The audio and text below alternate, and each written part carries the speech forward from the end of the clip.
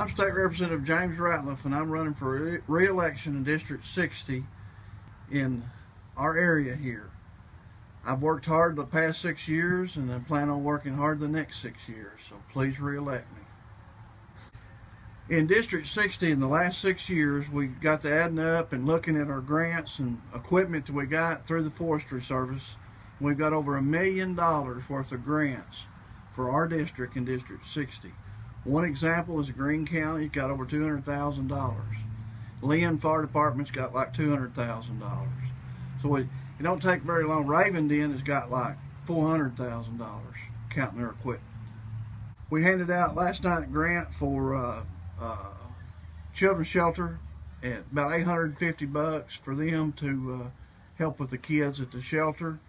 And then we also handed out the Eddie May Herron Center to build a handicap ramp coming into their buildings for the handicap, and it was for $1,600.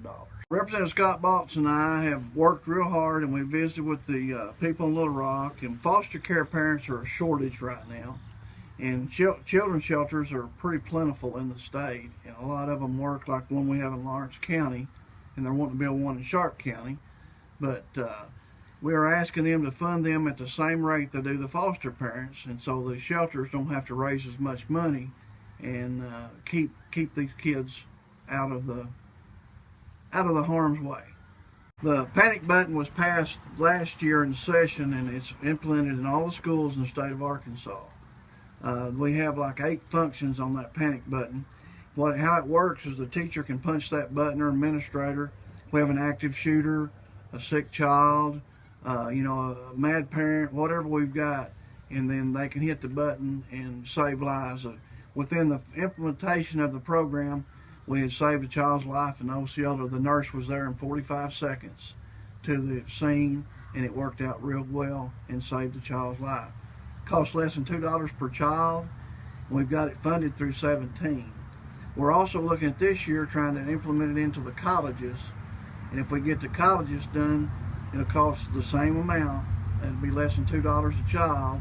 And any parent that sends their kid off to school will pay $2 a year to have safety for their children on college campuses. One of my pluses in this area is I grew up here. I was born and raised in this county. I lived in Sedgwick, and I lived in Portia, and I lived in Imbo, and I lived in Parker Springs Road. I lived all over this area and got a farm in Sharp County. I'm a homegrown, home representative that knows the people in this district, and that gives me a plus in my election. In seniority in the state of Arkansas right now, I'm 18th in the seniority level. In the upcoming election, I probably move up to the top 10. But in seniority, what that means is you get to pick the committees you want to be on. You're not just assigned a committee to be on. And also you're involved with the RSA, which is the Revenue Stabilization Act. That's where the money gets cut when we got to have a balanced budget. And at some years, they cut things that are very vital to the rural Arkansas and not to the big cities. So we're getting in the room, getting to say, hey, no, we're not cutting senior citizen centers. We're not cutting libraries. So that's what happened this past year. I'll get to be in there again. Also be on the budget again. Okay.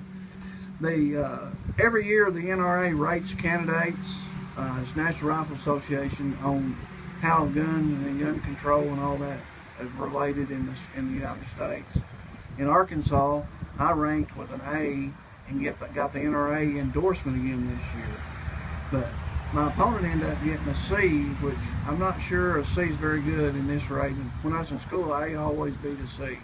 So we need to really look at that. I don't know what our gun control efforts would be, but I think up here in the hills, we like, and around our district, we like our guns.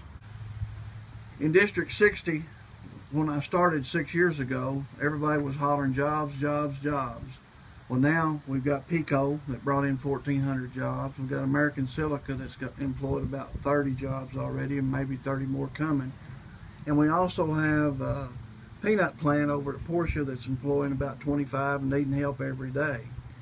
I think the job situation is, we've proven that we can do that, and we're working with some different groups of bringing some more industry in our District 60 now that we've got coming, but it's not here yet, but they are coming.